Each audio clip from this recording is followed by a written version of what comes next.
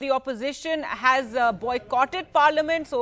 But as you can see, the opposition is out there outside of Parliament. They're marching with banners. There you can see all the opposition members, the parties that have boycotted Parliament over the manner in which the farm bills were passed. Remember, this began on Sunday after two farm bills were taken up in the Rajya Sabha, and there was a ruckus with the Trinamool and the Congress and the Aam Aadmi Party opposing the way the farm bills were being passed by a voice vote, demanding that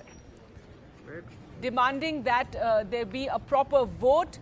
And and yesterday, both in Lok Sabha and Rajya Sabha, the opposition declared that they would boycott Parliament. But let's go across to Sunil. And Sunil, we're seeing these visuals. It's quite something. There's a long line of opposition MPs carrying placards and marching around Parliament. That's right.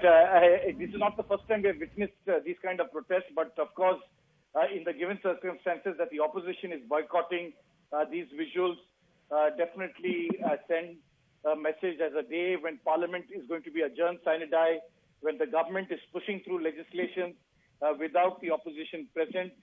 It's clearly, as they pointed out in their placards, save farmers, save workers, save democracy. That's the essence that they want to send across. The government, on its point of view, is attempting to say that they had the numbers, they were confident of somehow what is called being able to pass these legislations, and it is the unruly behavior of the opposition which has led to these unfortunate scenes. But nevertheless, the fact is that there is a breakdown between the opposition and the government, and it's in this count that the government will have to find a way forward in the next session of Parliament. If there is a winter session, if there is no let up in the COVID pandemic, we could be seeing the winter session being missing, and we'll go straight to the budget session, which is scheduled in the last week of January before the budget is placed on the floor of the House on the 1st of February.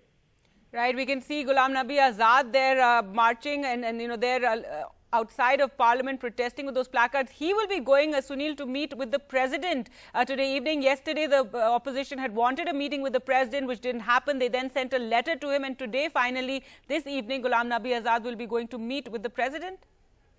That's right. Not yesterday, in fact, Gargi. It was day before yesterday. As early as Monday. The day, Sunday was the incident where those unfortunate scenes took place. On Monday, is when they had asked for an appointment with the President.